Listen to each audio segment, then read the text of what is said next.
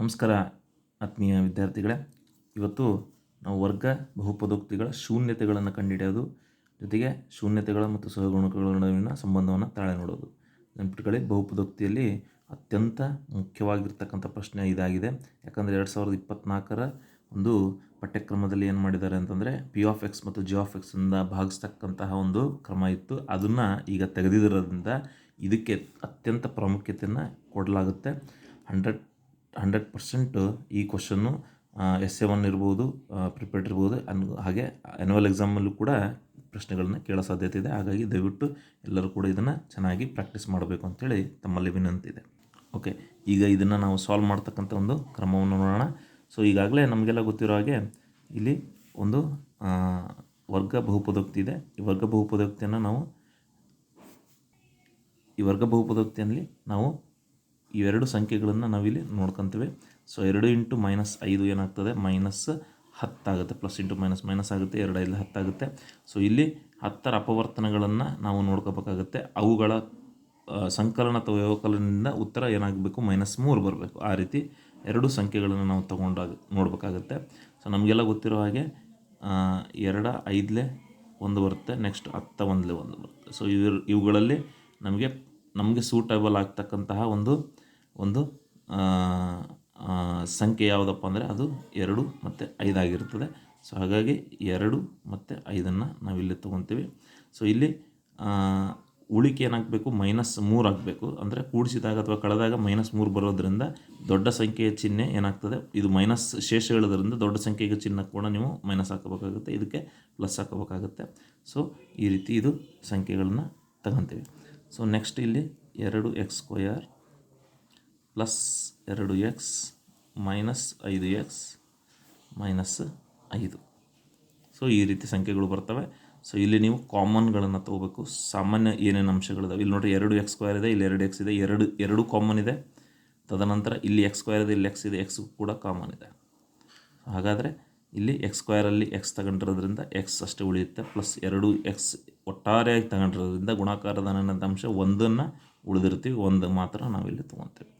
Next ಅದೇ ರೀತಿ ಇಲ್ಲಿ -5x ಇದೆ, -5 ಇದೆ, ಮೈನಸನ್ನು ಕಾಮನ್ ತೊಗೊತೀನಿ, 5 ಕೂಡ ಕಾಮನ್ ತೊಗೊಂತೀನಿ, ಯಾಕಂದರೆ ಇಲ್ಲಿನೂ ಇದೆ. ಸೊ ಹಾಗಾದರೆ -5x ಅಲ್ಲಿ -5 ತಗೊಂಡಾಗ ಸೊ x ಉಳಿಯುತ್ತೆ, ಮೈನಸ್ಸನ್ನು ತೊಗೊಂಡಿರೋದ್ರಿಂದ ಹೊರಗಡೆ.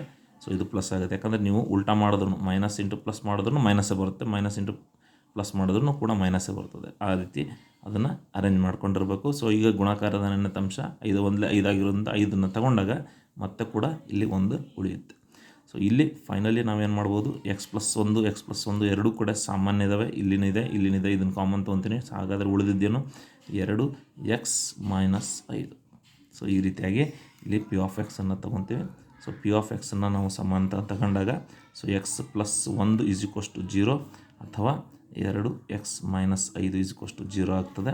ಸೊ x = -1 ಅಥವಾ 2x - 5 2x -5 ಆ ಕಡೆ ಕಳಿಸಿದಾಗ +5 ಆಗುತ್ತೆ. ಸೊ x = 5/2 ಆಗುತ್ತೆ. ಸೊ ಇದರ ಅರ್ಥ ಏನಂದರೆ ಅಲ್ಫಾ, ಇದು ಅಲ್ಫಾ ಅಂದರೆ -1, ಅದೇ ಇದು ಬೀಟಾ ಅಂದರೆ ಇದು 5/2 ಆಗುತ್ತೆ. ಇದನ್ನು ಗಮನಿಸಬೇಕು. ಓಕೆ, ಈಗ ನಾವು ಅಲ್ಫಾ ಮತ್ತು ಬೀಟಾಗಳನ್ನು ಕಂಡುಹಿಡಿದ್ವಿ. ಸೊ ಈಗ ಅಲ್ಫಾ ಮತ್ತು ಬೀಟಾ ಇವುಗಳ ಸಂಬಂಧಗಳನ್ನು ನೋಡ್ತಕ್ಕಂತಹ ಸೂತ್ರಗಳು ನಮಗೆಲ್ಲ ಗೊತ್ತಿದ್ದಾವೆ. ಅಲ್ಫಾ ಪ್ಲಸ್ ಬೀಟಾ = -b/a ಇದೆ. ಅದೇ ರೀತಿ ಅಲ್ಫಾ ಇಂಟು ಬೀಟಾ = c/a ಬರುತ್ತೆ. ಸೊ ಇದನ್ನು ನಾವು ಪರೀಕ್ಷೆ ಮಾಡ್ತಕ್ಕಂಥ ಒಂದು ಸಮಯ ಆಗಿದೆ. ಸೊ ನೀವೆಲ್ಲ ನೋಡ್ತಾ ಇದ್ರಿ, ಇಲ್ಲಿ 2x² -3x -5 ಇದೆ. ಸೊ ಇದು ಪಿ ಆಫ್ ಎಕ್ಸ್ ಇರ್ತದೆ. ಸೊ ಇದರ ಆದರ್ಶ ರೂಪವನ್ನು ನೋಡ್ಕೋಬೇಕು, ax² + bx + c. ಸೊ ಇಲ್ಲಿ ನಿಮಗೆಲ್ಲ ಗಮನಕ್ಕೆ ಬರ್ತಾ ಇದೆ, a ಅಂದರೆ 2 ಇದೆ, ಸೊ b ಅಂದರೆ -3 ಇದೆ, ಸೊ c ಅಂದರೆ -5 ಇದೆ. ಸೊ ಇವುಗಳನ್ನು ಈ ಒಂದು ಸೂತ್ರಗಳಲ್ಲಿ ನಾವು ಹಾಕ್ಕೊಂಡು ನಾವೇನು ಮಾಡಬೇಕಾಗುತ್ತೆ, ತಾಳೆಯನ್ನು ನೋಡಬೇಕಾಗತ್ತೆ. ಸೊ ಮೊದಲನೇದಾಗಿ ಅಲ್ಫಾ ಪ್ಲಸ್ ಬೀಟಾ ನೋಡೋಣ. ಸೊ ಅಲ್ಫಾ ಪ್ಲಸ್ ಬೀಟಾ ನೋಡಿದ್ರಿ, ಅಲ್ಫಾ ಪ್ಲಸ್ ಬೀಟಾ, ಅಲ್ಫಾ ಅಂದರೆ ನಿಮಗೆಲ್ಲ ಗೊತ್ತಿದೆ, ಈಗ ತಾನೇ ನಾವು ಸಾಲ್ವ್ ಮಾಡಿದ್ವಿ, -1 ಪ್ಲಸ್ ಬೀಟಾ ಅಂದರೆ 5/2. ಸೊ ಲಸಾದ ಪ್ರಕಾರ ನಾವು 2 ಲಸ ಬರ್ತದೆ. So 1 2 2 1 -1 into 2 -2 plus 5 1 5. ಸೊ ಇದರ ಉತ್ತರ -2 + 5 ಇದು 3/2 ಆಗುತ್ತೆ. ಅದೇ ರೀತಿಯಾಗಿ ನಾವು ಇಲ್ಲಿ -b/a ಅಂತಿದೆ, -b/a ಅಂತ ತೊಗೊತಾ ಇದ್ದೀವಿ. ಮೈನಸ್ ಬೇರೆ ಇದೆ. ಬಿ ಅಂದರೆ ನಮಗೆಲ್ಲ ಗೊತ್ತಿರೋಂಗೆ 5/2 ಇದೆ. ಈ ಎ ಅಂದರೆ ಏನಾಗಿದೆ 2 ಆಗಿದೆ, ಹೌದಾ?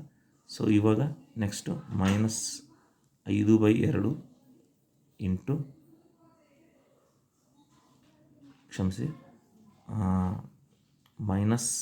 -b/a ಅಂದರೆ, ಸೊ ಇಲ್ಲಿ ಮೈನಸ್ ಇದೆ, ಇಲ್ಲಿ ಬಿ ಅಂದರೆ -3 ತೊಗೋಬೇಕಾಗುತ್ತೆ. -3 ಡಿವೈಡೆಡ್ ಬೈ ಎ ಅಂತಂದರೆ 2 ಆಗಿದೆ. So minus into minus plus ಆಗುತ್ತೆ. 3/2 3/2 ನೋಡಿ, ಇಲ್ಲಿ ಇವೆರಡು ಕೂಡ ಸೇಮ್ ಆಗ್ತದೆ. ಸೊ ಇದರ ಅರ್ಥ alpha plus beta is equals to -b/a. ಇದನ್ನು ನಾವು ತಾಳೆ ನೋಡಿದ್ವಿ ಅಂತ ಹೇಳಿ ಇದನ್ನು ಭಾವಿಸ್ಬೋದು. ಅದೇ ರೀತಿಯಾಗಿ alpha into beta is equals to c/a. ಇದನ್ನು ಕೂಡ ನಾವು ತಾಳೆ ನೋಡ್ತೀವಿ. ಸೊ ಆಲ್ಫಾ ಅಂದರೆ -1 ಇಂಟು ಬೀಟಾ ಅಂದರೆ 5/2. So -1 into 5/2 minus into plus minus 1 5 5/2. So ಇದು -5/2 ಬರ್ತಾ ಇದೆ.